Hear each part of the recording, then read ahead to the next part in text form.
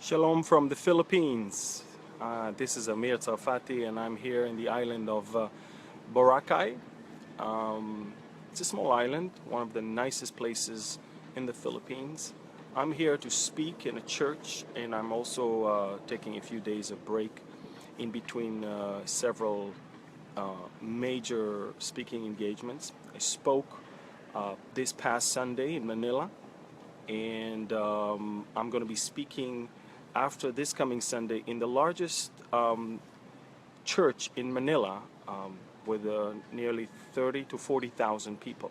In between, I have a lot of meetings with government officials, with some high-profile people, and I'm not, it's not about anything but to teach about current events, Bible prophecy, end times, and to seek people's salvation and people's getting right with the Lord. This is what it's all about. I'm not a government official. All of my meetings will be surrounding the Bible itself, which is the most amazing thing to see. Now, I'm here, and behind me is the Pacific Ocean. And as you probably heard, a couple days ago, there was the most powerful earthquake as of this year, 7.3 magnitude, deep, very deep in the ocean. Thank God nothing happened, no damage and no tsunami. But I've been watching lately earthquakes, and you know that I've been speaking about earthquakes quite a lot when I describe the end times. See, I'm not a person that is looking for blood moons, but I am sticking to what Jesus said about the signs of the end. And when Jesus described to the disciples, one of the things he said is earthquakes. And I've been watching over the last few days an unprecedented number of earthquakes. They even announced a 7 days watch because they're expecting something very, very big here on the western part of the Pacific, and that would send pressure towards the western coast of the United States. They're talking about something close to 7 in the magnitude off the shores of Northern California. They're not sure if it's going to be offshore or on land, but one thing is for sure, it will continue to send pressure inlands in a lower magnitude, in a 5s and 4s. But we are watching not only some seismic activity, some this type of thing, but we're also watching volcanic activity as a result of these earthquakes. And so this is going to be a very interesting year. They're expecting something very big to happen on the western part of the Pacific, something almost to the equivalent to what happened in Japan, 9.3. Unfortunately, in the same area of so many afflicted people by earthquakes, and I'm talking about Indonesia and that area. But I just want to mention that as part of a global pressure that is mounting, global pressure that is mounting in almost every possible side and arena. Apart from what we see in the earthquakes and the movements of plates, we see political, we see financial, and we see spiritual pressure that is mounting. And we have to pay attention to all of these things. The deadline of January 20th, when Donald Trump is going to become the acting president of the United States, is a deadline that put a lot of people under a lot of pressure. It put, of course, the politically correct media under a lot of pressure.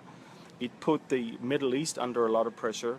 And it put the whole aspect of Jerusalem under a lot of pressure. It seems like the world is in a rush to set some things on stone and write them on stone before Trump is in the White House.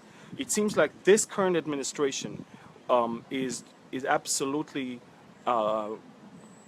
working relentlessly to somehow tie the hands of the coming president.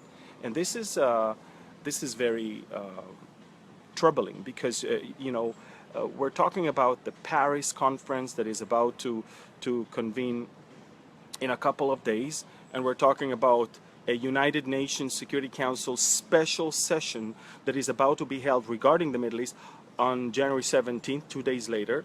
And then, of course, January 20th, Donald Trump is inaugurated. So we're talking about the forces of evil are working so much extra hours right now to somehow work against the will of the people and against the will, and also, I believe, the will of God. But it's very interesting because I've been always watching the decisions of the leaders of the world, and I'm kind of laughing because they really think they're smart. They really think that they're doing something good. They really think that they make some great decisions. What they don't understand is that their evil doing plays an amazing role in the end times scenario. They don't understand that just as God knew beforehand what Pharaoh's reaction is going to be to Moses, just when he called Moses to just go to Pharaoh, God already told Moses, Pharaoh is going to have this type of reaction. He will not allow you. In other words, God knows the reaction of the world leaders before they even do something or say something. God knows. And so the ways of man are not the ways of God. And the difference is because we don't know everything. He knows everything. And therefore, based on what he knows, we can have an amazing third of our Bible, which is Bible prophecy, that is so reliable because it is God's word channeled through his prophets to all of us, his children. And so we know, by the way, when the phone is moving, it's not an earthquake. It's just a wooden floor right here that is not that stable. But I want you to understand that the leaders of the world, truly, when Obama was asked a couple days ago, are you doing that just to make the Prime Minister of Israel angry? Are you revenging Israel or Netanyahu? He said, no, I think I'm doing what's the best for the world and what's the best for Israel and what's the best for the region. They truly are in that mindset that what they're doing is the best. And they don't understand that God is laughing at all of them. God is laughing at all of them because we know, I could have told you that before the Paris conference, before the UN resolution at the Security Council, I could have told you that the world will convene together to divide Israel and to divide Jerusalem. It's a given. We know that because the Bible says that God is going to judge them for doing that. So obviously, if he's going to judge them according to Joel chapter 3, they will have to do it. And they don't have a clue that that which they are doing is something that God is going to judge them for.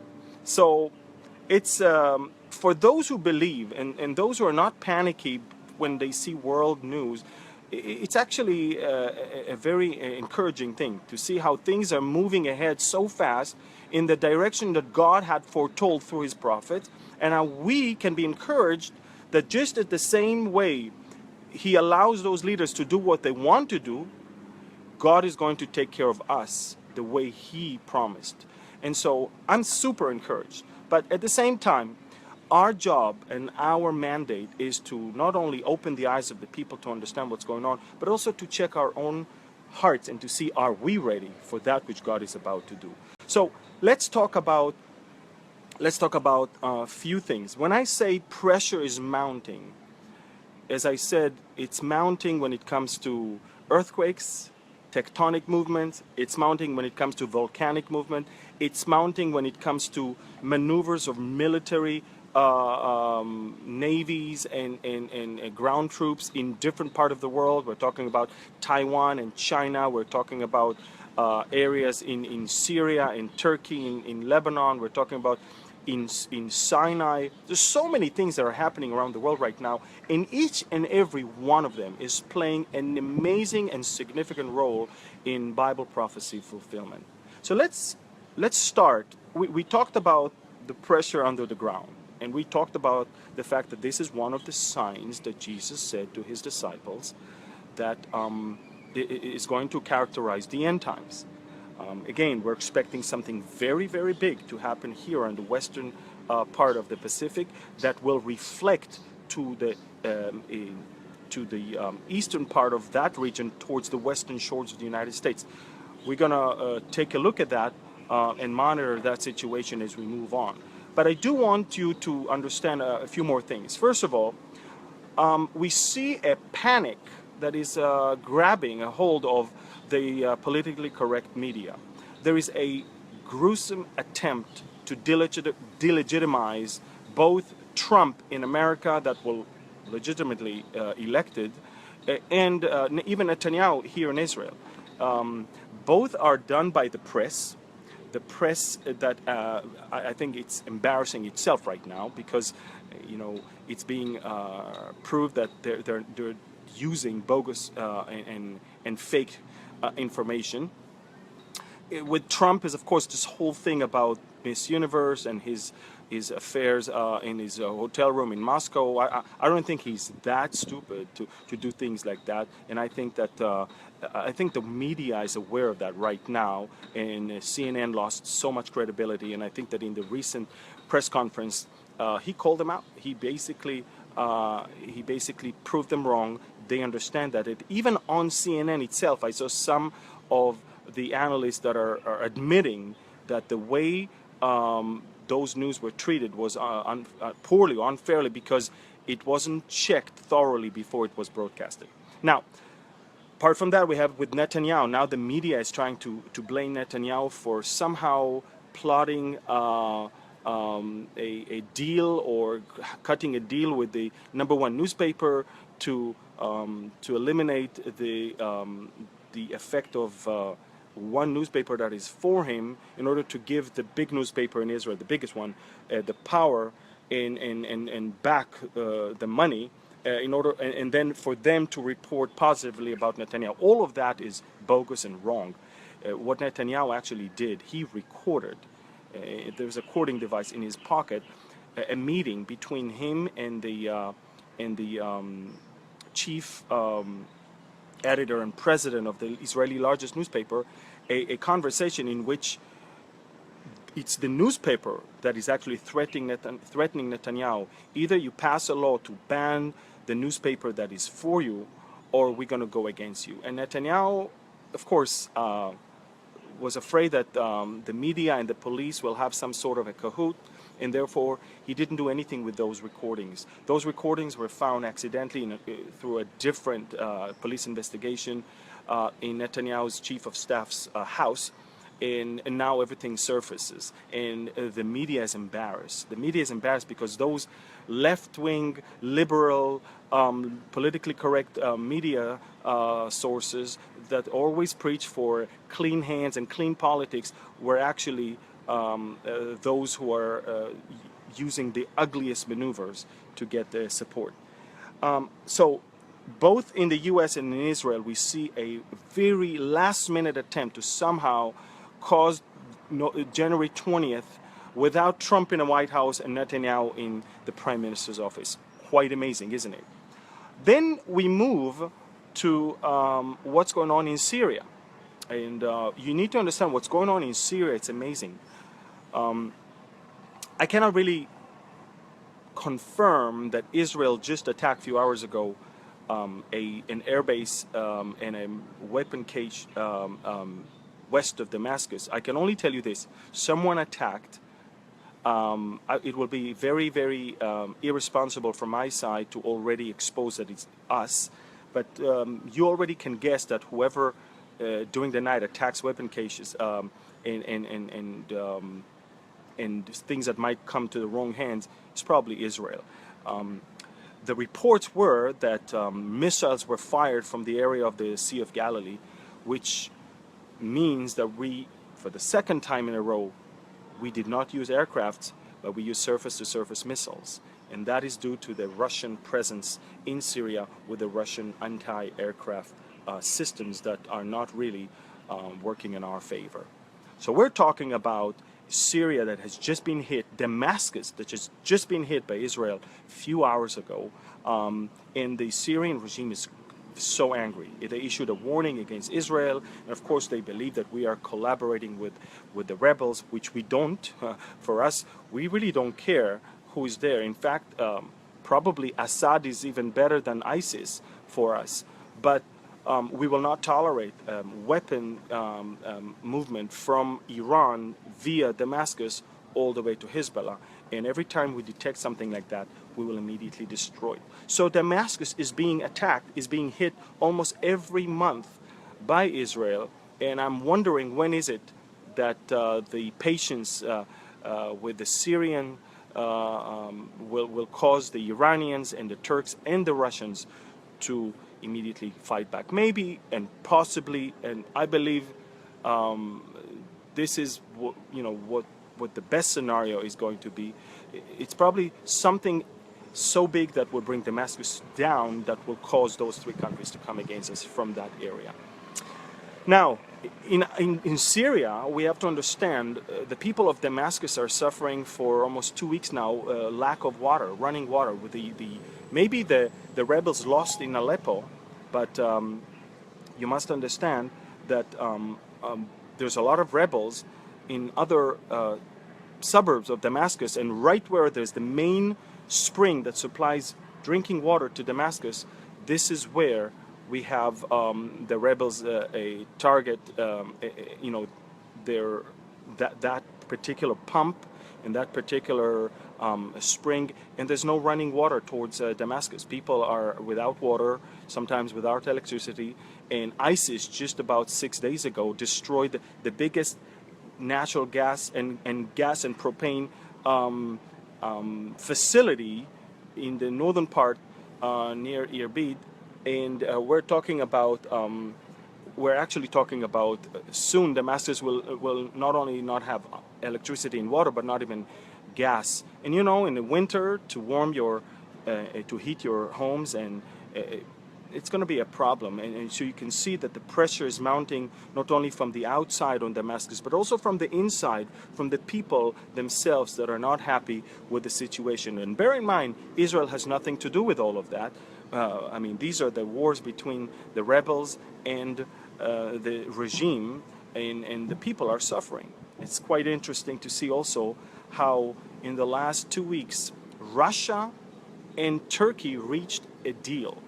The Russians are recalculating their whole presence in Syria. They're already sending back their aircraft carrier, Admiral Kuznetsov, back to their territory, because they have completed the mission of taking over Aleppo. The Russians also need to cut down their expenses, because we're talking about hundreds of millions of dollar expenses that they don't get it back from anyone.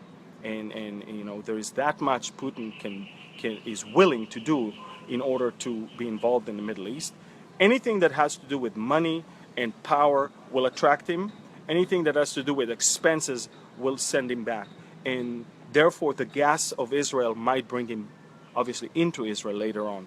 But right now, all he gets is expenses after expenses, and that's not good. And therefore, he was trying to put a lid on the excitement and the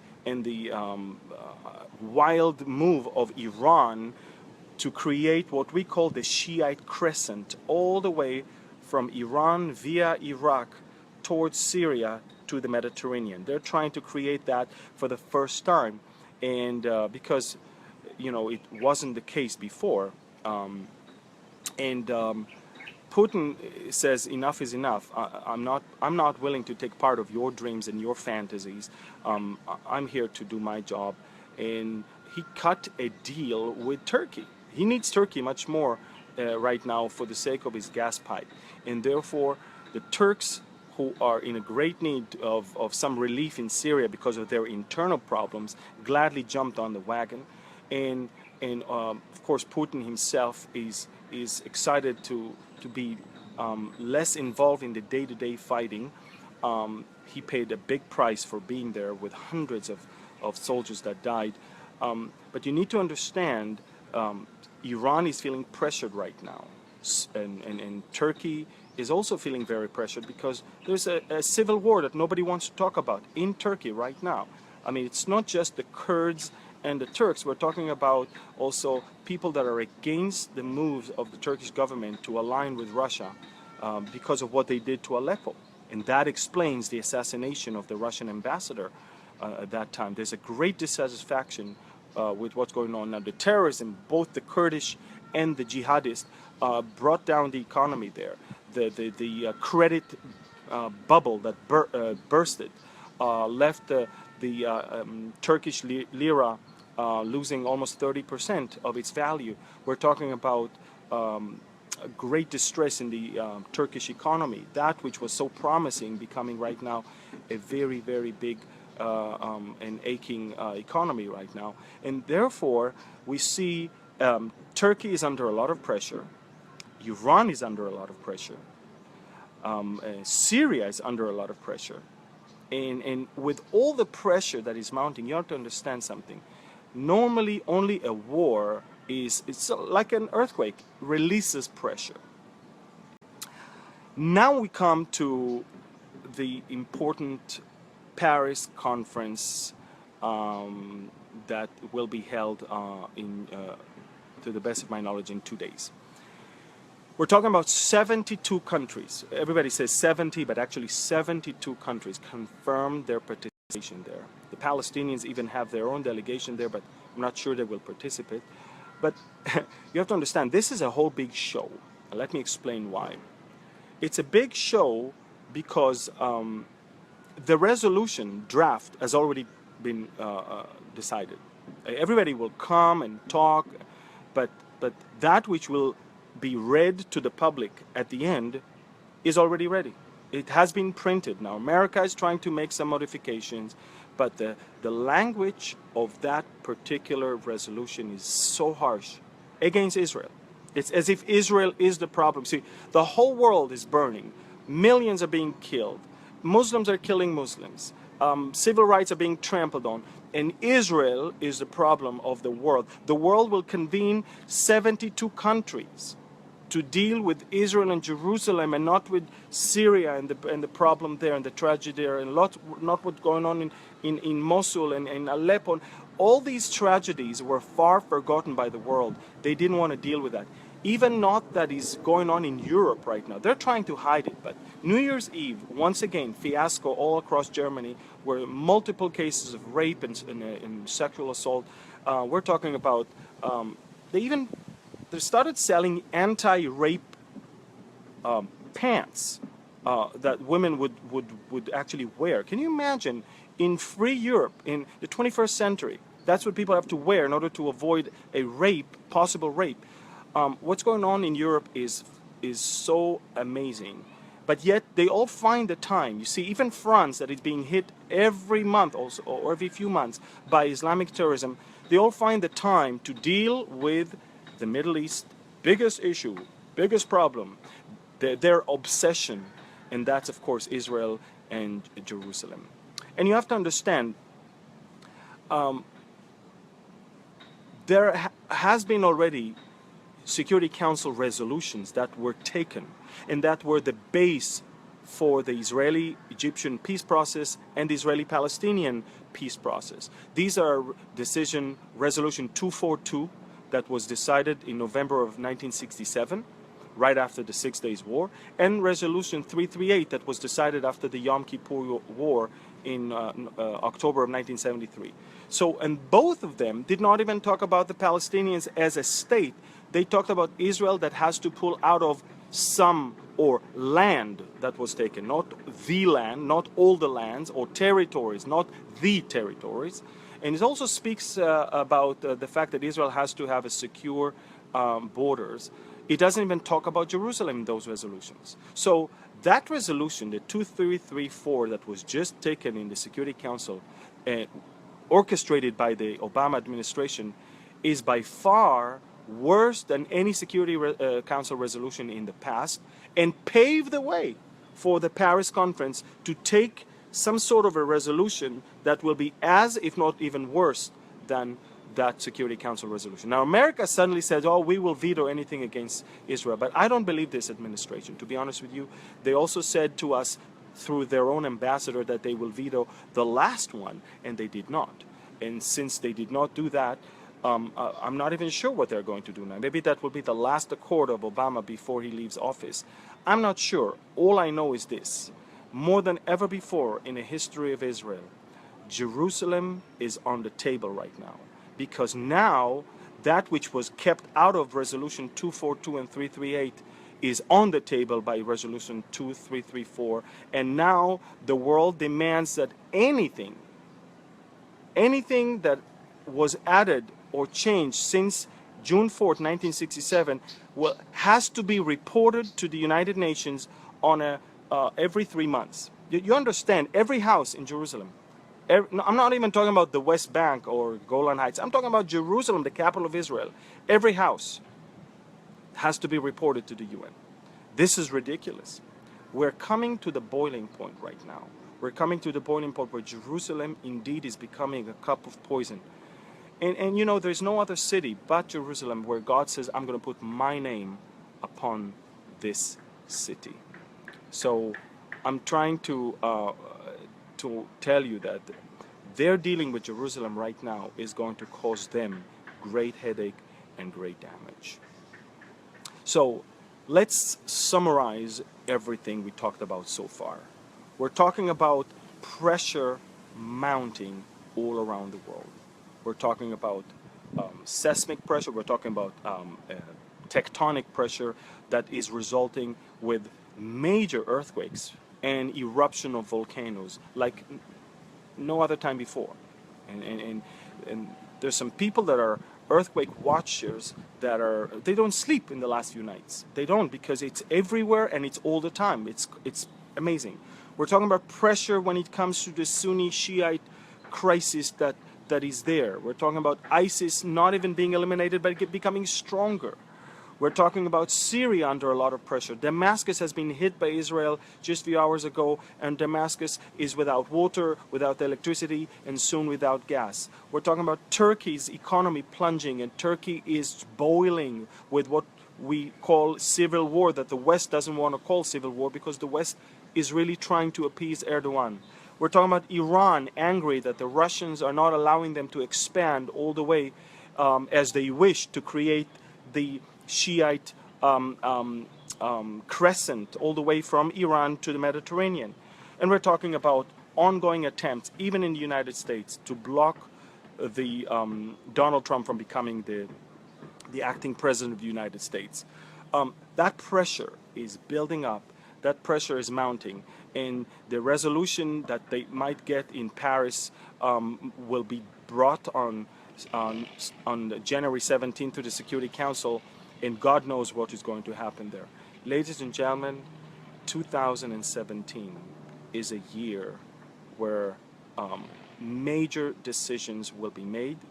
Major events are going to take place around the world, even when it comes to nature disasters. And I want all of us to understand that this is the time for the bride to get ready and to call him to come. This is the time. As I said, I believe the Lord really put it on my heart that the Spirit and the bride say come. We need to tell him to come. Not that he won't come unless we call him. God takes pleasure in us asking him to come. God takes pleasure in us asking him to do things.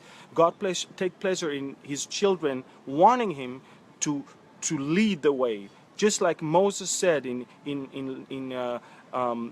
Exodus 33, I'm not moving if you're not leading me. And so we're not moving unless Christ is coming. And therefore, we need to get ready as a bride of Christ. We need to take a look at our own lives, our own hearts right now. And I believe that these are amazing moments, amazing times in which we live. 2017 will reshape the whole world, I believe. And my position is the bride must get ready. You know, we see all that is going around the world, but as I said many times, there's always two tracks in which God is working. There's the global track, events that have been already decided and or already foretold that will happen, things that you cannot stop. Things like Gog and Magog, things like the rise of the Antichrist, we cannot stop it from happening. But then there is the track of how God works in our lives, and that depends on our decisions and what we do and how we behave and how we take things. And I believe, don't try to stop that which cannot be stopped. Change that can be changed, and let's prepare ourselves as a bride preparing itself for the coming of the bridegroom.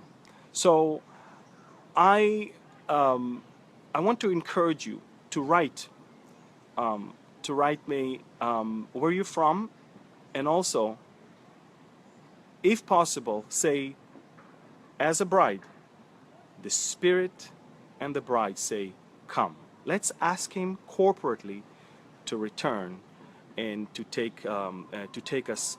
I just shared the message about the rapture, the mystery of the rapture. It's amazing, and I'm going to share with so many other people about that thing, because there's so many people around the world that don't even believe the rapture is a real event.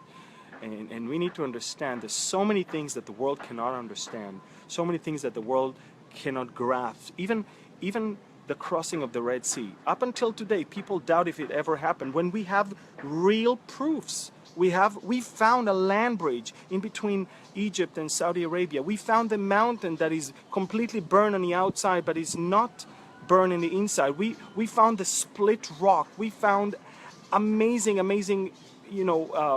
evidences of the Exodus where the children of Israel walked. How?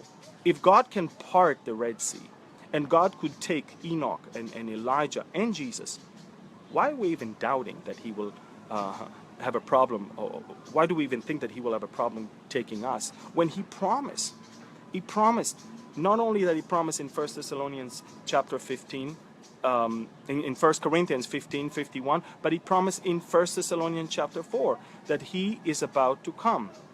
And not just to come. The Bible says the Lord Himself, Jesus Himself, is about to come. So I want to encourage all of you to get ready. We are going into an amazing year. I mean, I want to see smiles on your faces because you're the bride, and you need to be encouraged. The Bible says that we need to encourage one another with these words. We're not to be discouraged, we're to be encouraged. But who are the people that are discouraged? Those that are not ready. So if the bride is not ready, the bride will not call him to come. So we need to be ready. And when we're ready, He will come. And I know that a lot of people are asking me, Amir, what do you think about September 23rd, 2017, the Feast of Trumpets? Let me tell you something. We don't know the day and the hour. And it's for a reason, because we need to be ready at all time. And I'm just sharing that because a lot of people say, well, just as God did or fulfilled all the festivals on the day prior, during the time of Jesus, why shouldn't He do it again at the same time? Well, I will tell you why. Because what we are going to see in the future is a different dimension.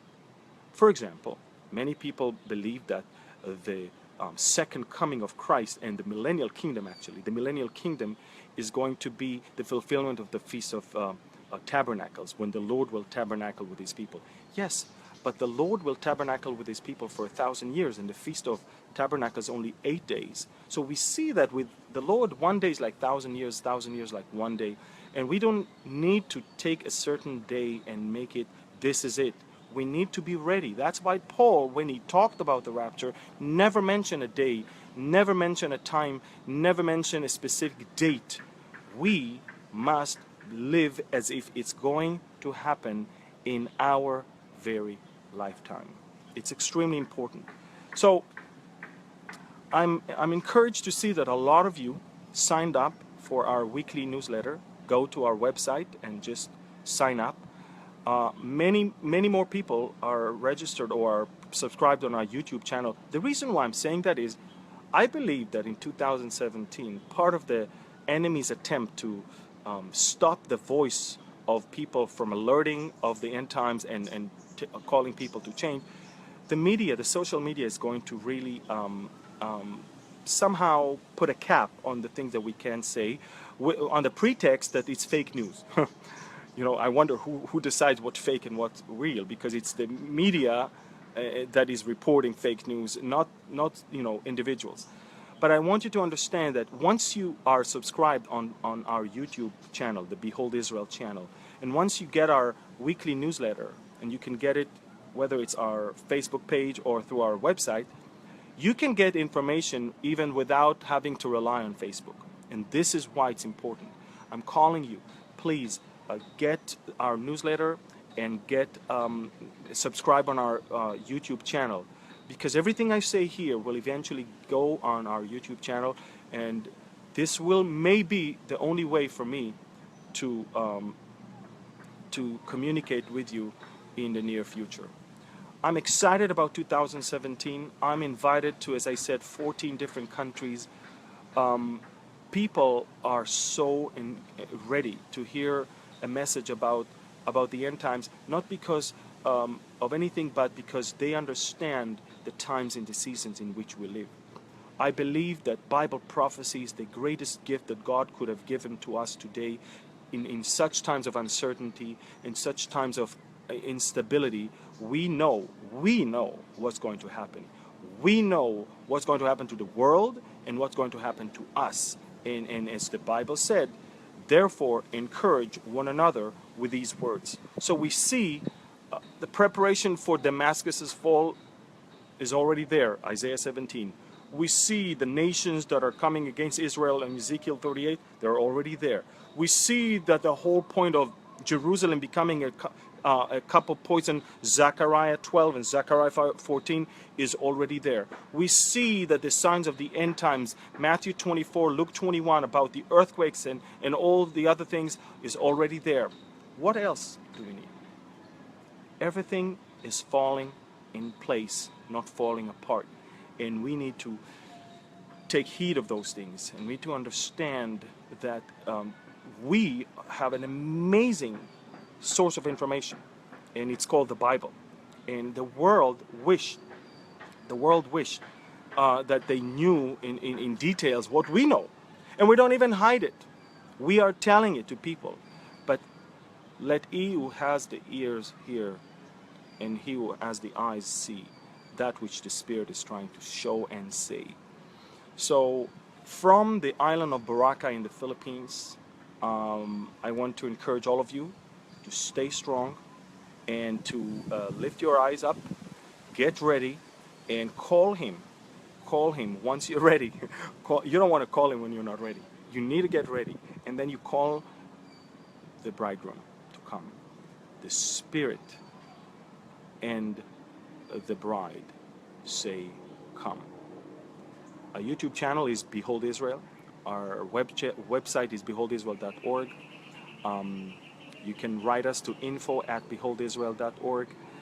We have Instagram, one word, Behold Israel. In fact, if you go on the Instagram, you will see this studio that I'm actually broadcasting from right now. It's a pile of chairs and tables right here on this balcony. This is how I managed to improvise a studio for this Facebook Live. I love you all from the Philippines. Thank you for praying for my family. My son is feeling much better. The family is doing okay back home. I'm so excited about my ministry here in the Philippines. I'm excited also to get back home shortly. We have a very busy year, and we want to be found working in our Father's business when He comes to take us. Thank you. God bless you, and shalom from the Philippines.